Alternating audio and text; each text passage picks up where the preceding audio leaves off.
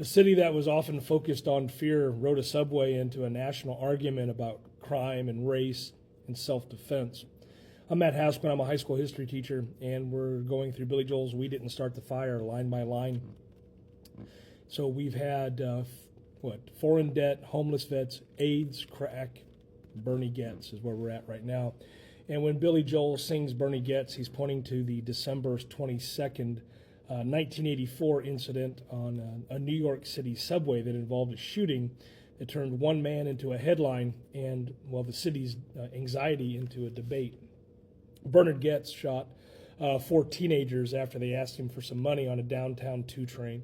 He said he feared a robbery based on a recent mugging that he'd went through and what he believed he saw as a threat. The teens were unarmed except for a screwdriver that was reportedly used for breaking into video arcade machines. One victim, Daryl Cabey, was left paralyzed. And the story exploded. Tabloids called Goetz the subway vigilante. Many New Yorkers that were worn down by high crime and just, burdensome commutes saw Bernie Goetz as a symbol of taking back control. Others saw a dangerous approval of street justice, that it was a case that was shaped by race and fear and bias. Calls flooded into call-in radio shows, and politicians argued over whether the city's failing systems had pushed a passenger to do what cops were supposed to do. The legal outcomes were, drew fine lines. A jury acquitted Goetz of attempted murder and assault, but convicted him on a firearms charge.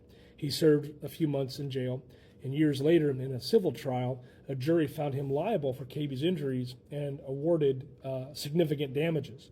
The case stayed in the public mind because it captured a moment when New York subways felt like, just like the stage for a wider breakdown.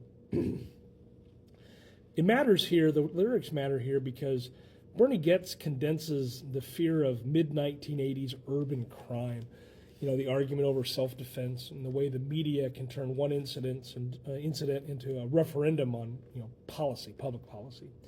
It was part of the background for later policing debates, from transit crackdowns to quality of life campaigns, and it still shows up whenever people ask what safety means and then who gets to claim it. When we tie it back to the song, his name, Bernie Goetz, marks a case where a subway car became a courtroom in public opinion, and a city saw its worries that, all were reflected back towards it. The reason why it matters, the topic explains how crime and perception and policy all interact here. It shows that individual cases can steer laws and attitudes, and that justice can deliver different answers in both criminal and civil courts.